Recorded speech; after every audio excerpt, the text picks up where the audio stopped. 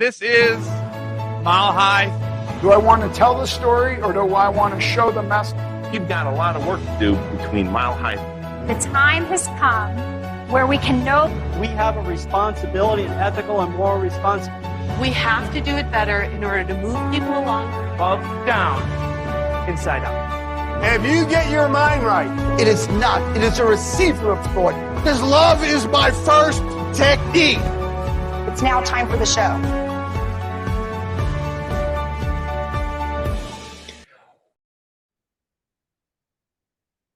Welcome to the Mile High Podcast. This is your host, Dr. Daniel Knowles. Thank you for joining us and joining us each week. And most definitely, however you are watching this, whether it's Spotify or Apple Music or iTunes or YouTube, make sure you hit subscribe so you never miss any Mile High tick.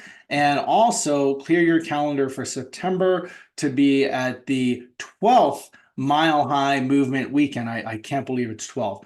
RiseUpToMileHigh.com is where you can receive all the details, get the 411 on that. But clear your calendar for September 26th, 29th. There's nowhere else you want to be other than Mile High State at that time. And by the way, at that time, it's beautiful. The leaves are changing, so it's a good time to take a vacation here. Also, I recommend you do that with your team or your family. So, and super excited today to have as a guest Colin Carr, and I'm just getting to know what he does, and he's also at 5,280 feet. He's the founder and CEO of CARR, the nation's leading provider of commercial real estate services for healthcare tenants and buyers. I didn't even know there was a focus on that, which is really helpful to chiropractors and practices around the world. So I think this is going to be very educational and very informative, because if there's something people make mistakes on that is then very costly, it's their property. So thank you for joining us today, Colin. Yeah, thanks for having me, Daniel. I appreciate it. Yeah, so let's tell me, how did you end up working in real estate for healthcare tenants?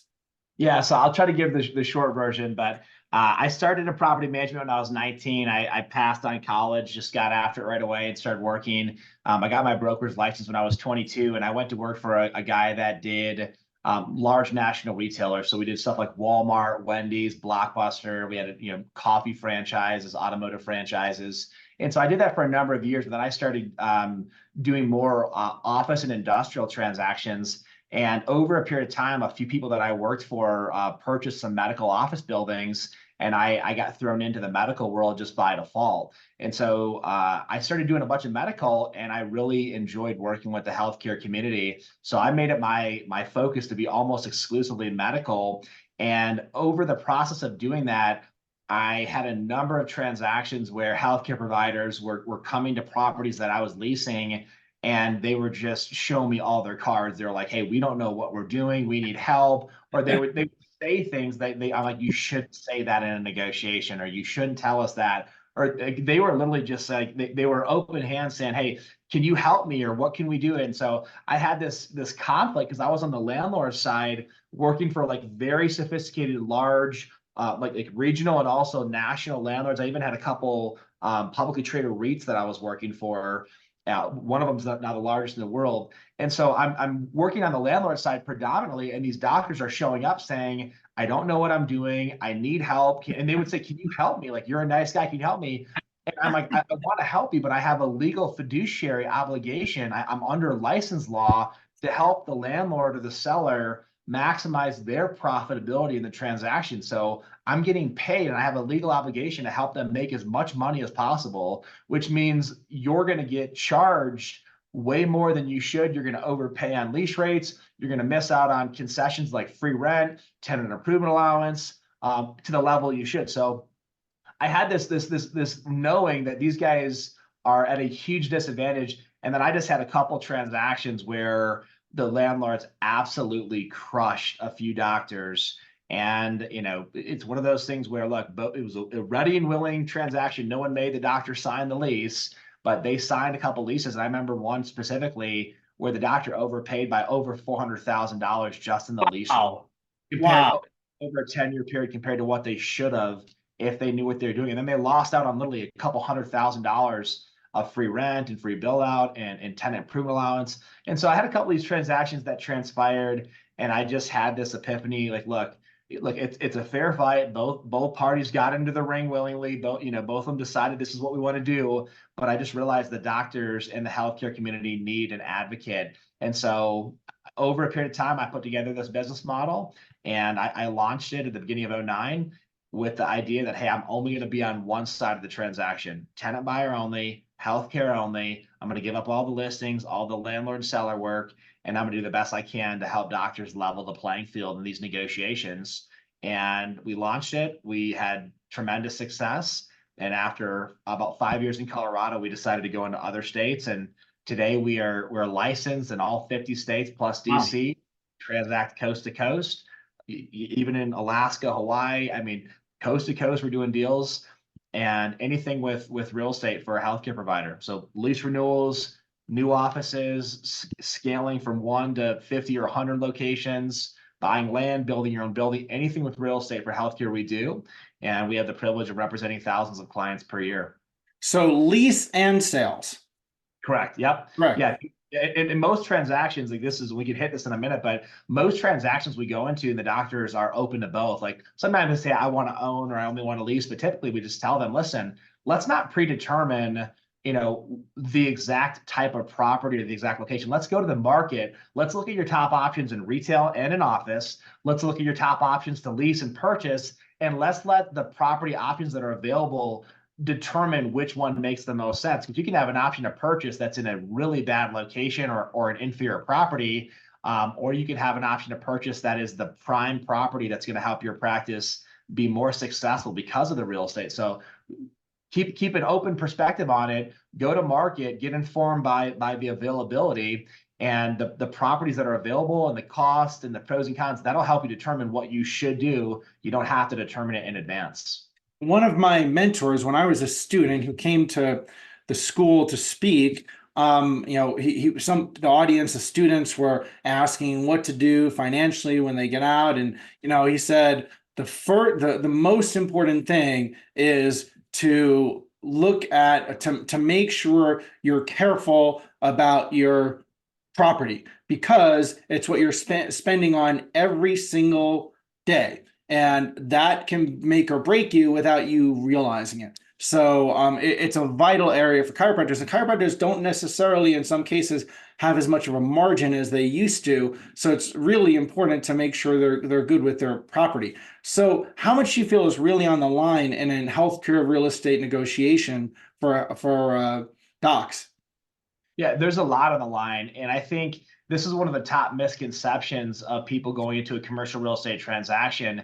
They have a misunderstanding that there's they know there's a margin in the deal, but I think most of them feel like it's in a very set range. Like, hey, listen, if I went to go buy, a new Ford F-150 truck, one dealer might charge a little bit more, but there's an MSRP and we're going to pay within a certain range. And if I overpay by $500, it's not a big deal. It's more of a convenience thing.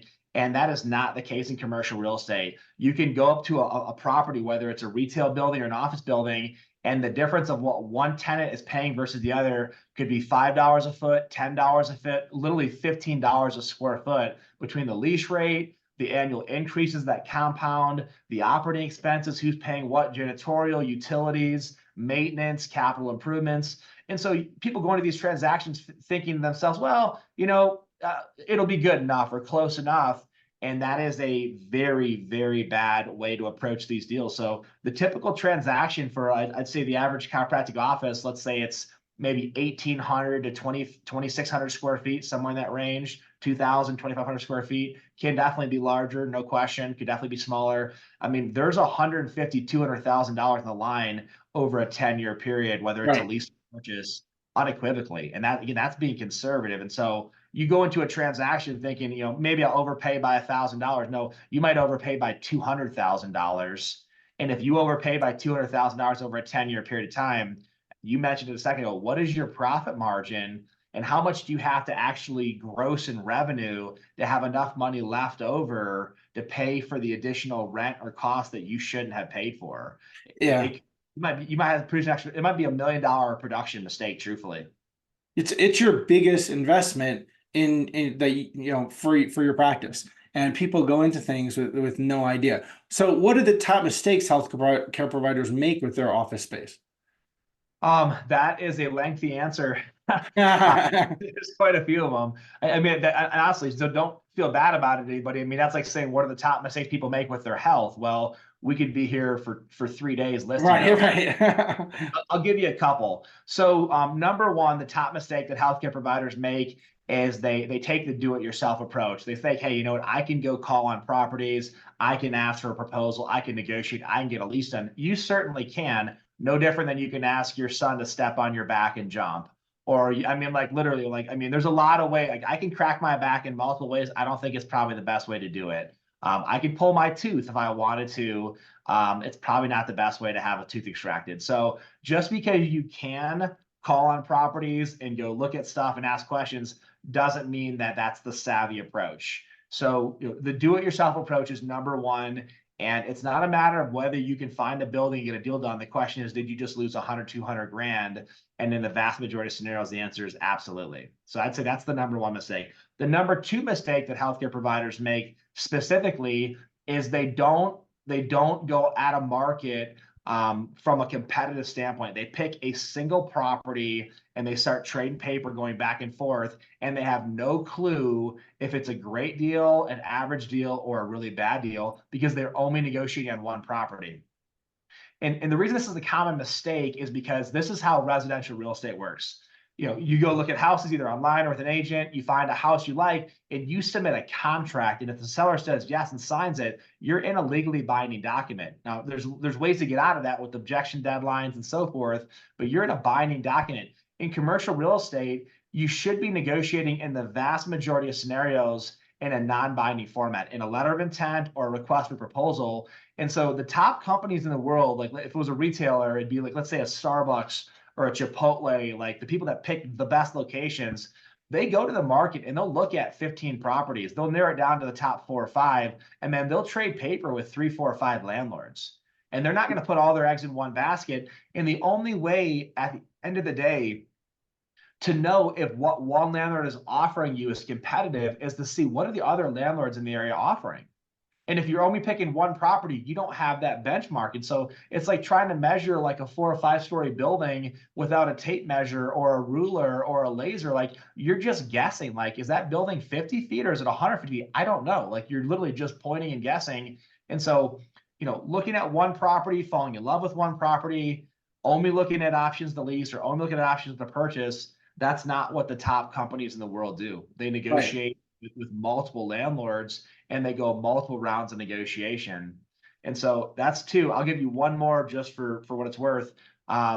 They start the transaction from a timing standpoint, either too early or too late. They don't have posture. They don't have a strategy. And so that all gets into, they tell the landlord things they shouldn't tell them. They say things like, well, I don't want to move on a lease renewal. What's the best you can give me?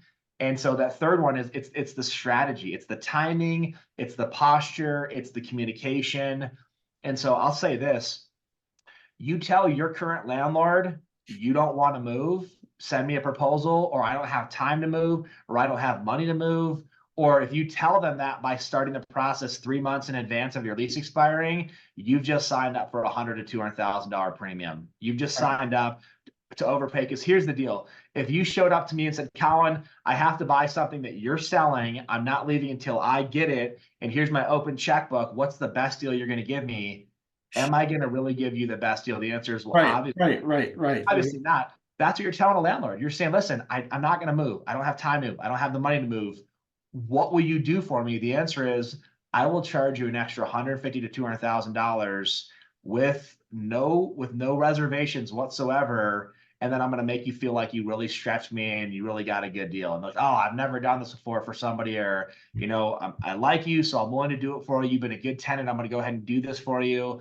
And the doctor walks away thinking like, oh man, I really negotiated a great deal.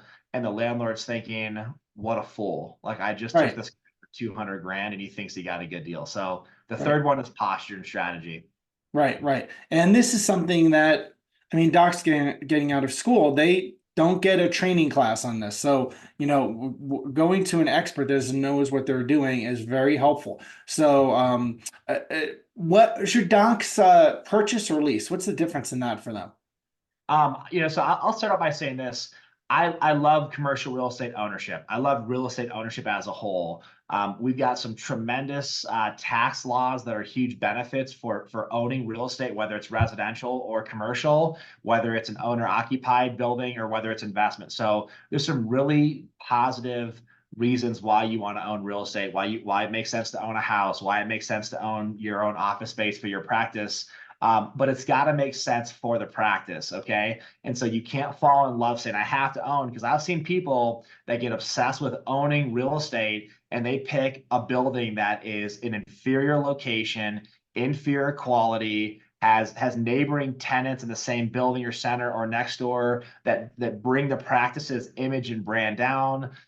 You can get into a lot of problems just going and picking a building to own because you get obsessed with owning. So sure, you might pay down principal every month, you might pick up some additional tax deductions, but your practice might do $300,000 less in revenue per year because it's a worse location, and you're not going to get the same level of referrals from patients. You're not going to have the same, marketing aspects. So the short answer is this: go to market, look at options to lease, look at options to purchase. Weigh the real estate based upon location, access, parking, visibility, signage, neighboring tenants, and then ultimately you're going to weigh it by economics. What does it cost to own? What does it cost to lease?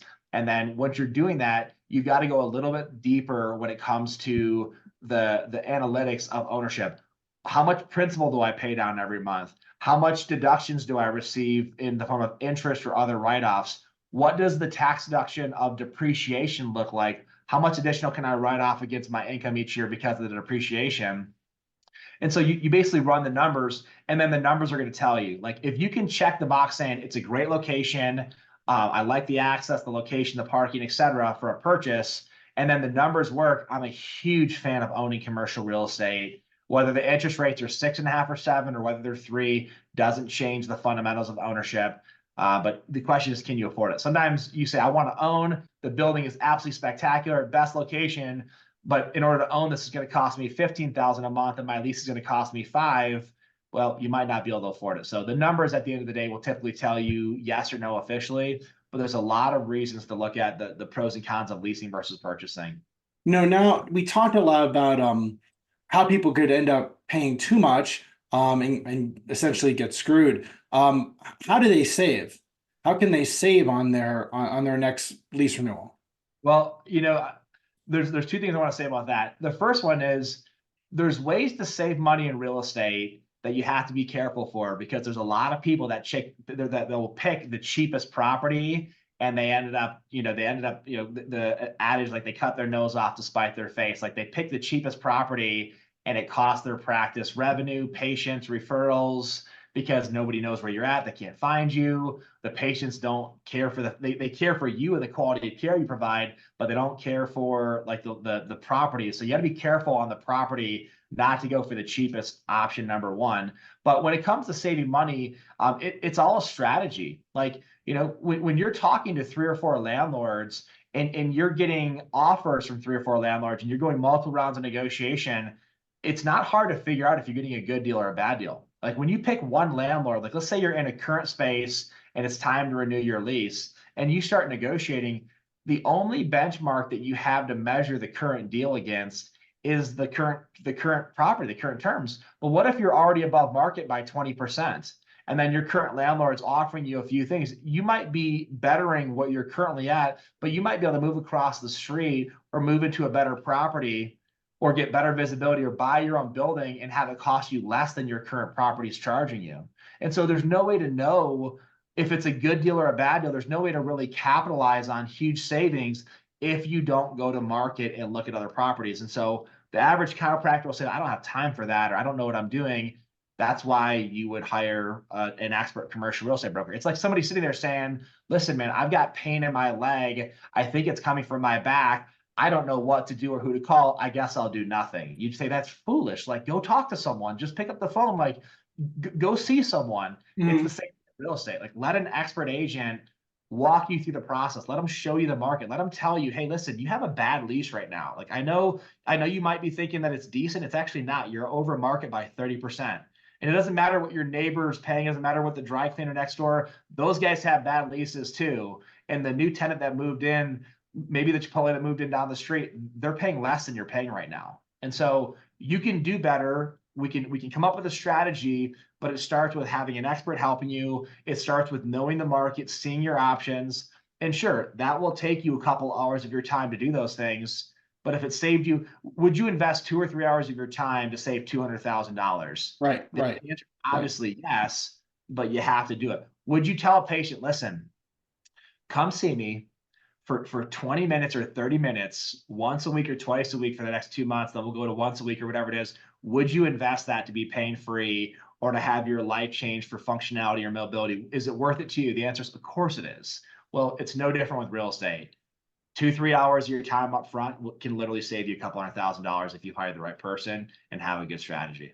Right. And this is again one of the biggest, if not the biggest, investment you make in an office. So, and you must have seen I think it's no secret that the last 4 years have been kind of wonky in the world. Have you seen unusual things in properties in the last 4 years?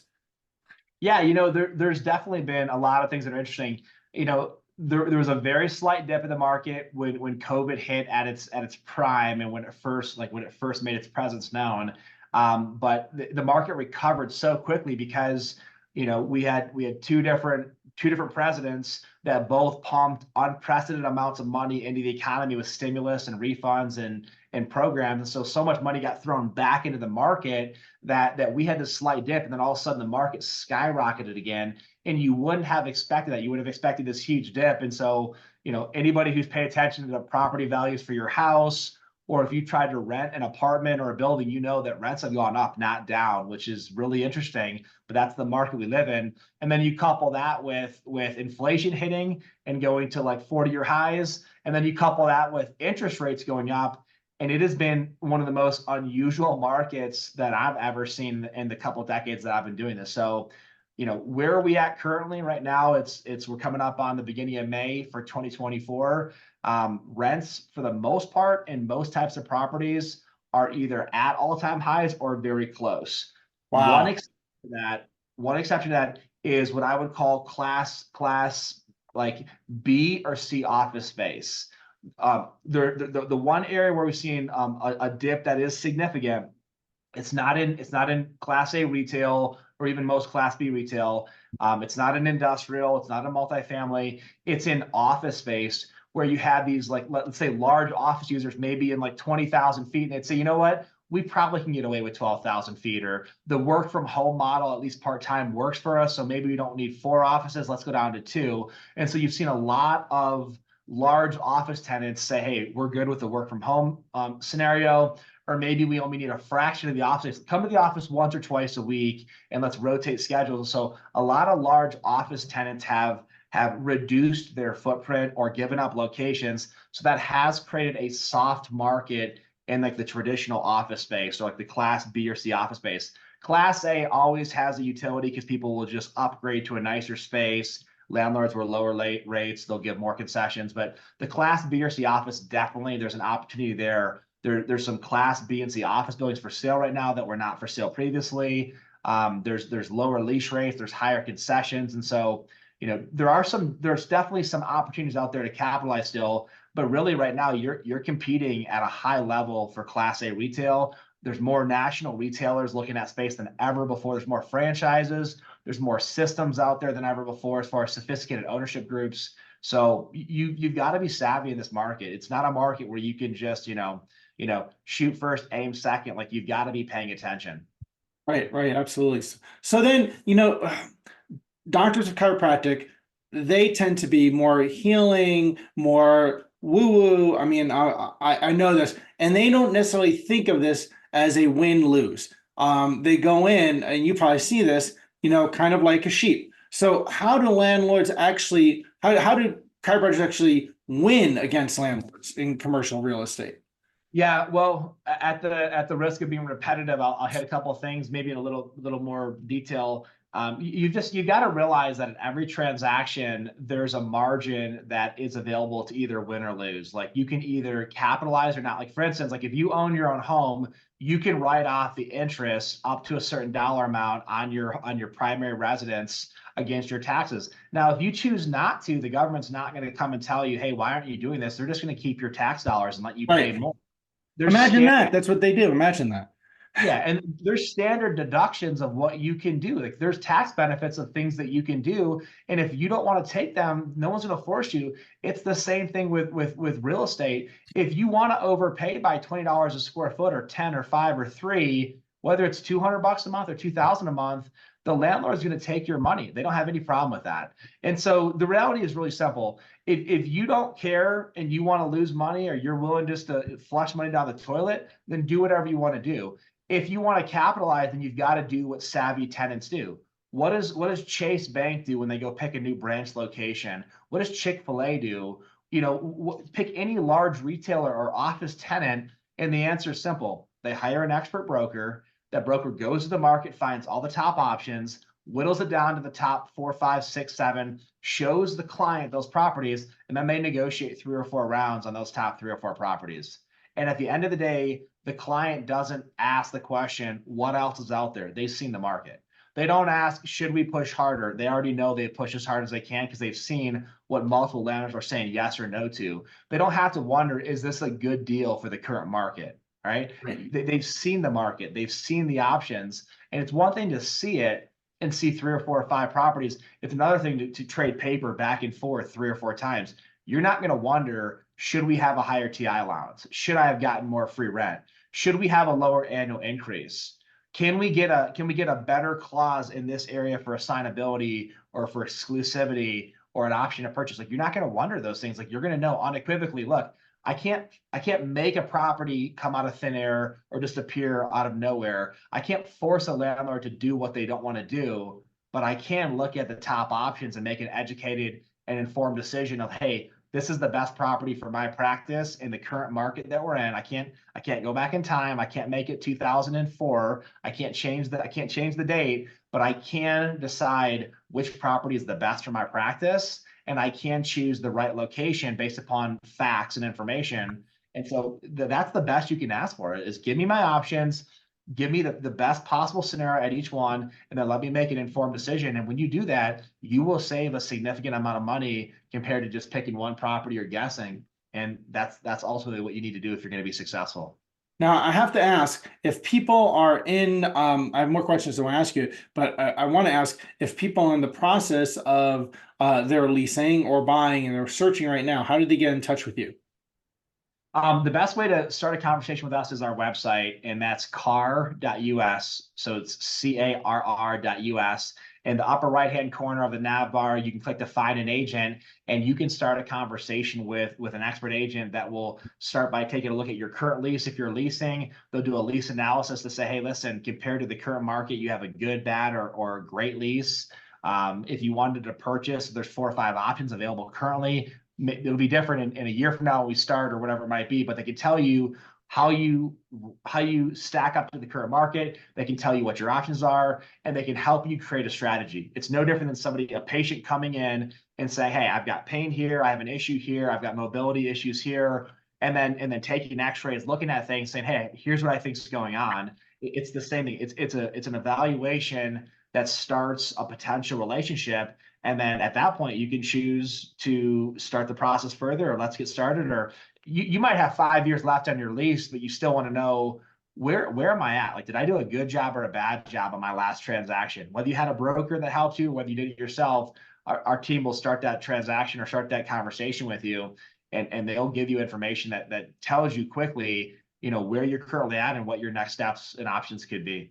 That's a really good point. You don't have to wait till the last minute. It's probably the best idea not to wait till the last minute to start looking and negotiating. So what do landlords know about negotiating? The healthcare providers usually just don't know.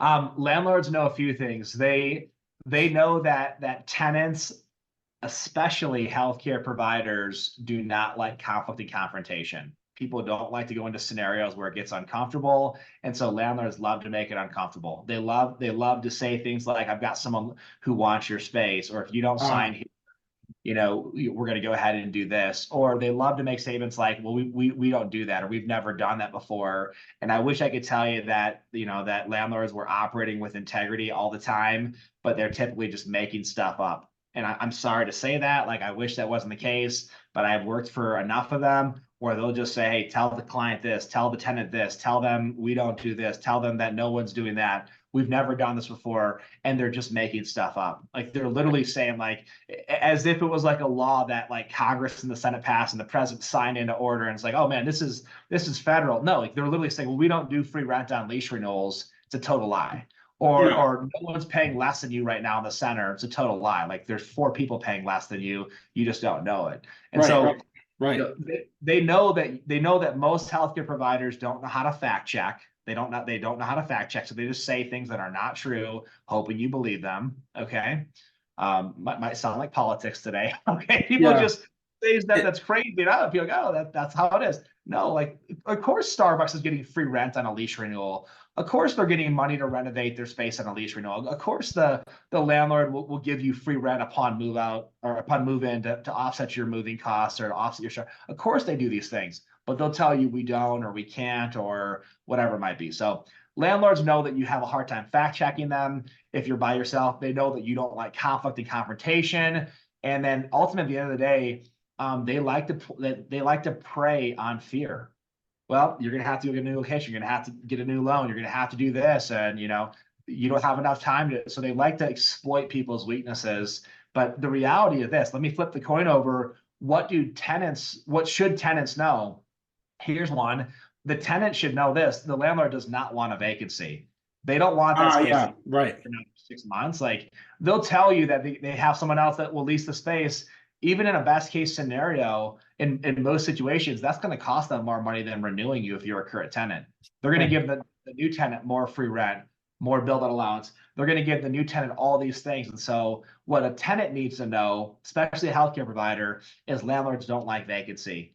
And they'll pretend like it's no big deal or you do what you want, but they are hoping and they are praying you don't move out or that you don't pick a different property. And so when you know that that's the case, it changes the way you approach them.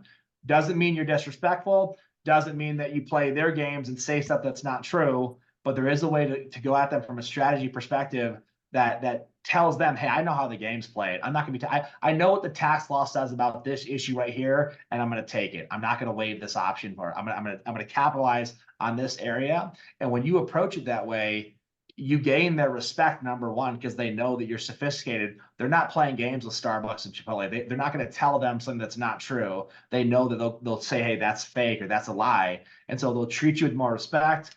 They'll help you to accomplish your goal at a higher level, and you'll end up in a faster transaction, an easier transaction, and one that has a lot better results. Well, what about the same question in a sale area? What do when you're purchasing, what do you people not know in the purchasing area for sellers? That's a great question. So I would say the rules of engagement before I answer that question are to ask the question, what market are we in? Okay. Because I've been through a couple cycles here, and we'll sort of talk about the current market, but I mean, you've seen it in residential. There's certain people that are pricing properties and they know for a fact that it's going to get bid up. And so there's other properties where they price it high and they know it's going to get bid down. And so you've got to go in there. You can't take this just like this closed-minded approach of every property the price is coming down, because that's not the market we're in right now. There's some priced a property at $1 million and they know it's going to sell for $1.3 million or $4 million. They're trying to bid it up. Other ones, they got a property priced at $1.8 million and they know it's going to sell at $1.6 million. But they're trying to see who will bite off on it, because people don't know the market they're in a lot of times, or they don't know how it's priced. If this was 2010, after the market had crashed, and there's 5 options to purchase, you can poke the bear as much as you possibly want. Like, you can just keep you can get as crazy as you can submit crazy offers because they might be about to get foreclosed or have a short sale. We're not in that market right now. So you got to go in there and say, look, is this property priced aggressively, or is this property priced fairly or below market? And what are we trying to accomplish? Because if the ultimate objective is to buy that property, it's not to tell your friends you got $200,000 off, because that might not be realistic. That'll cost you the sale. You'll lose the property if it's priced in a way that's supposed to get bid up. And so people always want to talk about bragging about, I got a deal, I got a discount, I'm a great negotiator. Like, just realize there's no cool points for submitting an offer that gets rejected. Okay. There's cool points for buying the property that you want to have your practice in for the next 20 years, paying it off over a 15, 20-year period of time, and then having an asset worth $1.5 million or $2 million or whatever. That's where the accolades come in. So if you're in a sales scenario, if you've only got one option to purchase and you've got competition, you've got to decide quickly, do you want to brag about getting a steal, or do you want to buy the property? Because you might have to bid it up. You might have to pay above market, and that might be the win in that scenario compared to leasing. Or it might be, hey, listen, this is a bogus price. They know they're not going to get this. Let's come in aggressive, but let's not come in too aggressive to where they get offended, because nobody wants to be offended by an offer. So you just got to know what market you're in, and then how is the property being priced for that market. And it's across the board. You'll see one market, like you're in Boulder, you'll see one market where they price it competitively to bid it up, and other times where they're asking for the moon, saying, hey, is there anyone foolish enough to give me the money? And people will step up and they'll be fools. So how can healthcare providers, I mean, a lot of them think about they're making their revenue from their services, and they are, but how can healthcare providers, can they increase their net worth significantly through commercial real estate? Well, the first way is to get the best terms possible on any deal. And that means you capture the right amount of free rent.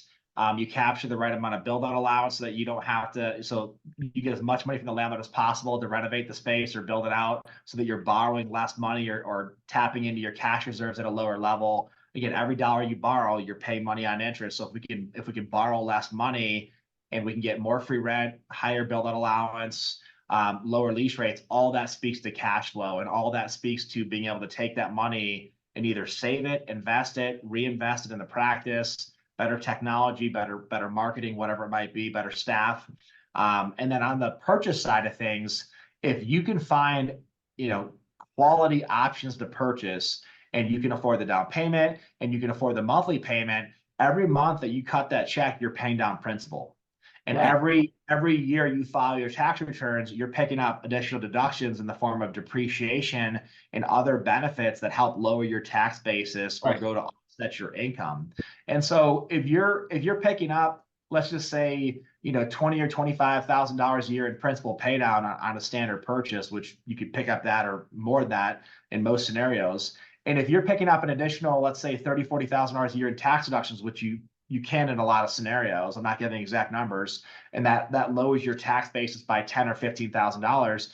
If you're saving $10,000, $15,000 a year in how much you're paying in taxes, as opposed to paying the government, you keep it. And every time you cut a check, you're paying down principal to the tune of $20,000 or $30,000 a year. You have the ability with commercial real estate ownership to change your financial net worth by tens of thousands of dollars a year. And if that number happens to be $20,000 or $40,000 or $60,000 a year, you compound that over a 10, 15, 20-year period of time, and you're gonna hit $1 million or seven figures very quickly, believe it or not. Right. So you got to cut a check either to a landlord that's third party, or to a lender that you're working with that's your lender. The one that goes to the lender, though, builds every month your net worth builds and goes up. So owning commercial real estate can be a phenomenal way to change your financial position. And certainly it's got to make sense for your practice. It's got to be a great property and location, but you can capitalize on better terms for your practice on a lease. You can capitalize on ownership for a purchase, but both of them can add up to hundreds of thousands of dollars over a short period of time. Right. Now, there's, I know you do work nationwide, and you're based in Colorado. A lot of people who listen to this or watch it are in Colorado. It's an incredible network of Colorado docs that are part of Mile High, as well as from around the country. How do you choose the best commercial person to work with? So, a great way to do it, and the first thing is just you gotta make a phone call. You gotta start by talking to someone. People a lot of times get overwhelmed by the process. I don't know where to start, and then they don't start. You just got to pick up the phone, and you need to have a conversation or send somebody an email. So here's what we tell every single one of the people that we talk to. If it's not CARR, make sure it's someone. Okay. It's kind of like a healthcare provider. Like, if I'm not your chiropractor, please go to someone else. Like, don't do it yourself and don't ignore the issue. Like I'd love to be your provider, but if it's not me, like, trust someone with your body and with your health. It should be someone. Okay. If I'm not your dentist, please don't not go to the dentist. Like, find someone to take care of you. Same thing for us. So, the easiest way is just to start the conversation, phone call, email, and then you're asking questions like, what's your background? How much of your work is healthcare? How much of your work is tenant and buyer rep? If I were to hire you, what strategy would you employ, or would you move forward with to help me capitalize? How are you going to protect me? How are you going to save me time? What does it look like? And then they're going to tell you, here's my game plan. And it's very similar to the healthcare field. If I come to you, why would I come to you as a chiropractor? What are you going to do for me? What are the benefits that I can expect? What's the progress that I can look forward to? Why does it make sense to take this supplement? Like, you're asking questions that are very simple. How can you help me? Why would I choose you? What are the benefits? What are the downfalls? What's the time commitment? What's the cost, et cetera? And then at the end of the day, you're coming up with a conclusion of either I like this person and I trust them and I want to move forward with them, or I don't. And the answer here is simple, or the direction is simple. If you don't like the person, go to the next person. Right. If you're not confident with the person, talk to somebody else. And if you need to talk to 3 people before you hire one, talk to 3 people. It's worth 3 50-minute conversations or half-an-hour conversations. Have the talk, have the conversation, ask the questions, and then choose the right person that you trust and that you want to work with. Is it costly to hire an expert in commercial real estate? It's one of the best parts of commercial real estate. So in the vast majority of transactions, like I'm talking like in the 90th percentile, the commissions in commercial real estate are paid to the buyer's agent or the tenant's agent by the landlord or by the seller. So very similar to residential. It's been an industry standard for a very long time. In the vast majority of transactions in residential, if you hire a buyer's agent, there's a commission set aside with the seller and then their listing agent, that if a buyer shows up with an agent, that they split the commission. If the buyer doesn't have an agent, then typically the landlord agent or the listing agent just takes a double commission, or the seller just keeps that money. So, there's an exception to that rule.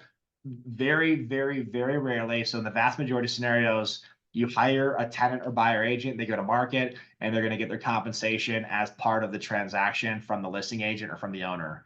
And I want to clarify this. Most people have this understanding of like, well, if I don't use an agent, I'm going to save money. The only time that is true is if you are the seller or the landlord. If it's a for sale by owner, sure. But in a scenario where you're a buyer or a tenant, you're not paying the commission. So you're not saving any money. And so, one of the most common tricks or statements from landlords or sellers, they'll say, hey, if you don't use an agent, we'll give you a better deal. And it's like saying, it's like, hey, if you don't use a CPA, we'll give you better tax law. It's like, no, like if you don't have an attorney going to court, we'll treat you more fairly. No, they're trying to see if you're foolish enough to enter into a transaction with an expert who's going to charge you more, give you less, and then make you feel like you got a good deal. So again, it's a fool's game plan. Don't fall for that trick. So short answer to a short question, in the vast majority of scenarios, you should not be paying for representation.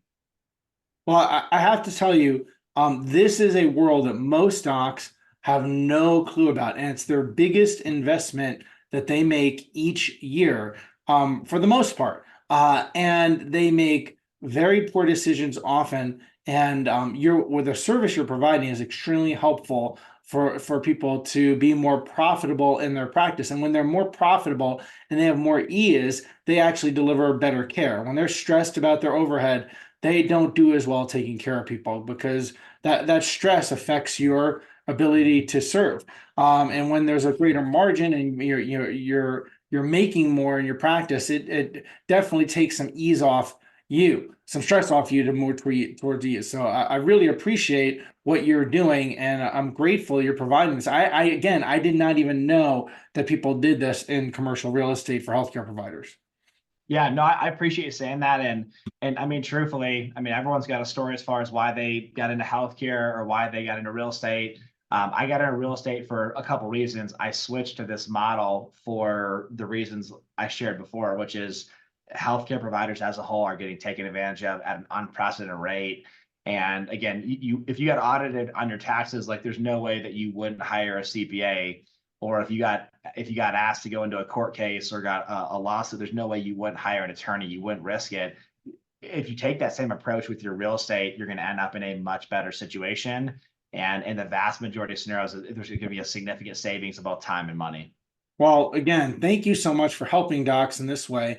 We will have the contact information in the liner notes and the blog and email that goes along with this. So even if you're not looking for property now, save it so that when you are looking for property, you go back and circle back with Colin Carr for sure. So thank you so much for taking your time.